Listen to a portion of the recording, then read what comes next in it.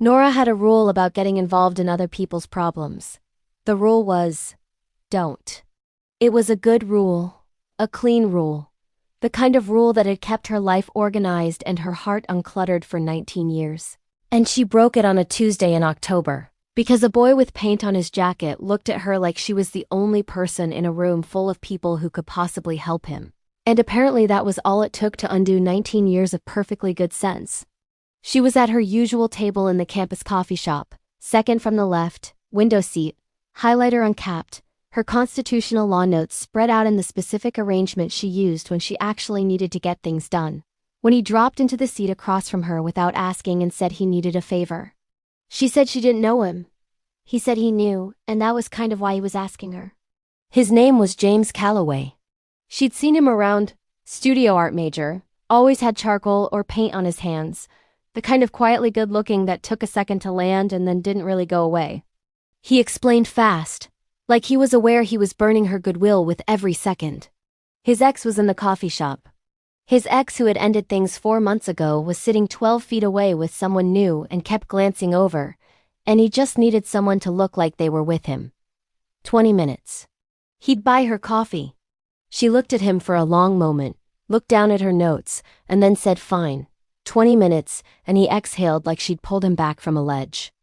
His ex was named Kara, pretty, sharp-eyed, the kind of girl who always seemed to know exactly how much space she was taking up and had decided it was the right amount.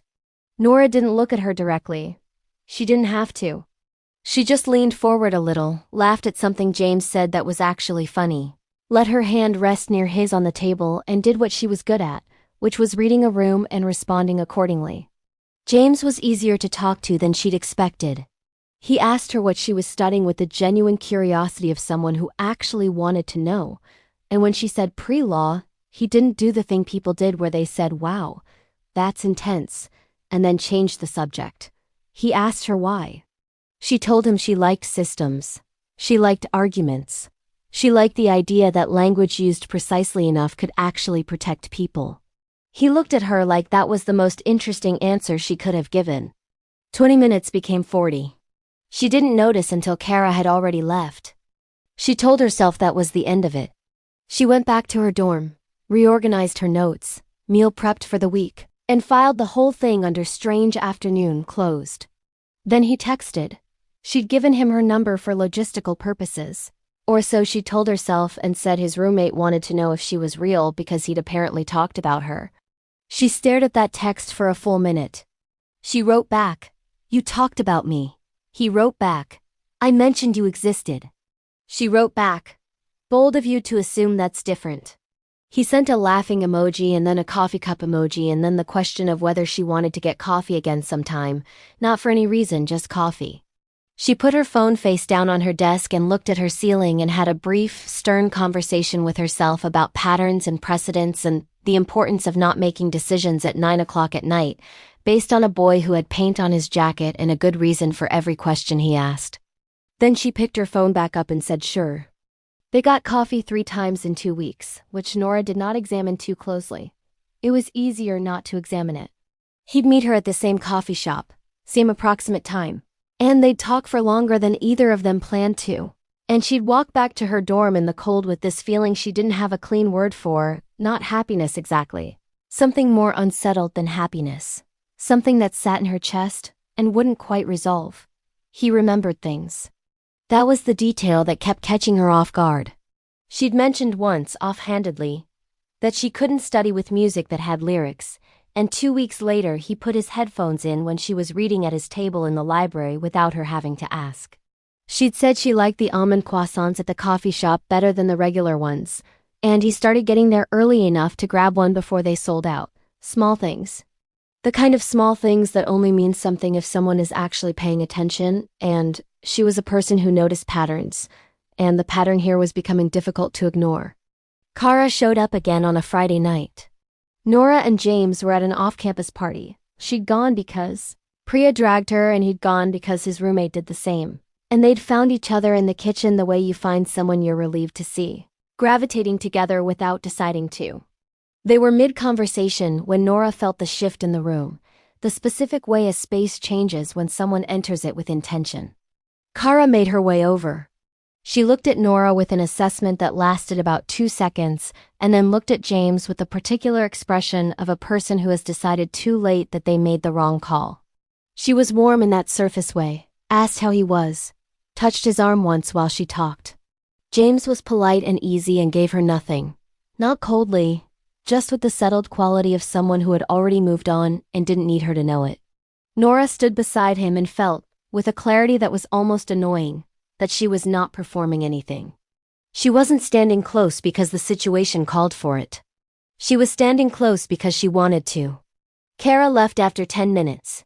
James looked at Nora and said, "Thank you," out of habit, and she said, "I didn't do anything," and he looked at her for a beat too long and said, "I know." She went home that night and sat on her bed and had the honest conversation with herself that she'd been avoiding. She liked him. She liked him in the inconvenient, complicated way that didn't fit anywhere in the version of her life she'd planned out, and she had no idea if any of this had started as something real for him or if she was still, in some way she couldn't see clearly, just useful. The fake girlfriend thing had lasted one afternoon. Everything after that had been real. The coffees, the library sessions, the party tonight. But she didn't know what real meant to him, and she was too careful a person to assume. She'd built her whole life on not assuming. She wasn't going to start now. She pulled back a little after that. Not dramatically, not in a way she'd have to explain, just enough. She was busy, she said, which was always at least partially true. She was a pre-law sophomore in the middle of midterms. She was never not busy. He texted and she replied a little slower.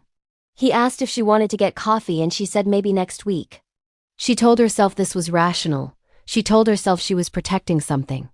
Priya, who had been watching all of this with the patience of someone waiting for a person to figure out something obvious, told her she was being an idiot, which was less gentle but probably more accurate. 3 days into her strategic retreat, James showed up at the library. Not at her table. He sat 2 tables away, set up his sketchbook, and didn't say anything. She looked up after 20 minutes and found him watching her, and he said, "You went somewhere." She said she didn't know what he meant. He said she did. She put her pen down and said she just wasn't sure what they were doing, and he said, "I know, I've been trying to figure out how to tell you something." Her stomach dropped in that specific way it does when you're afraid a conversation is about to confirm the thing you were afraid of. She said, "Okay. Tell me." He told her he'd seen her before the coffee shop. Not in a strange way. In a small, specific way that reframed everything. He'd been in the coffee shop the week before that Tuesday, sitting at the counter with his sketchbook, and she'd been at her usual table with her notes and her highlighter, and she'd helped a girl she clearly didn't know who'd been crying in the corner, sat with her for 20 minutes, gotten her water, made her laugh once before the girl left. He'd watched the whole thing. He'd thought, whoever she is, she's the kind of person who just does that without making it a whole event. He'd thought about it all week. And then he'd come in on Tuesday with the Kara problem, and she was there at the same table, and he'd thought it was either very good luck or a sign, and he'd never really believed in signs before, but he'd walked over anyway. He hadn't picked her randomly. He'd picked her specifically. He'd just been too aware that, "I noticed you a week ago because of how kind you were to a stranger," was a lot to open with when you were also asking someone to pretend to be your girlfriend. Nora sat with that for a moment. She thought about the week before that Tuesday, and she did remember the girl, a freshman, homesick, trying not to make it obvious, and Nora had just done what seemed like the thing to do. She hadn't thought about it since. She hadn't thought anyone had noticed. She looked at James across the library table with his sketchbook and his paint-stained hands and this careful, honest expression on his face, and she thought about every coffee, every croissant he'd grabbed before they sold out, every time he'd remembered something small because he'd been paying attention, and she understood that he'd been paying attention since before she knew there was anything to pay attention to. She said, "You could have just said that." He said he knew. He said he was saying it now. She reached across the table and turned his sketchbook toward her. There were pages of her in it. Not portraits, just details. Her hands around a coffee cup, the way she tucked her highlighter behind her ear. The corner of her face when she was reading. She looked at all of it and then looked up at him and said, "You have terrible timing, you know that?" He said he was working on it. She laughed despite herself, and he smiled. And outside the library windows, the October campus went on doing what it always did, completely unbothered. She pushed the sketchbook back across the table and left her hand on top of his when she did.